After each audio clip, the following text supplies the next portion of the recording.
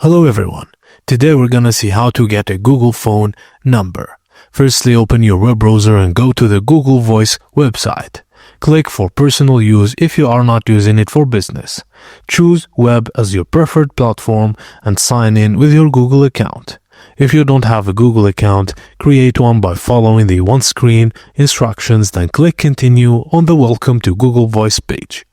Use the search box to enter a city or area code, then browse a list of available numbers, then click select next to the number you prefer.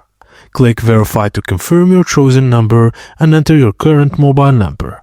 Click send code and check your mobile phone for a verification code, then enter it on the website.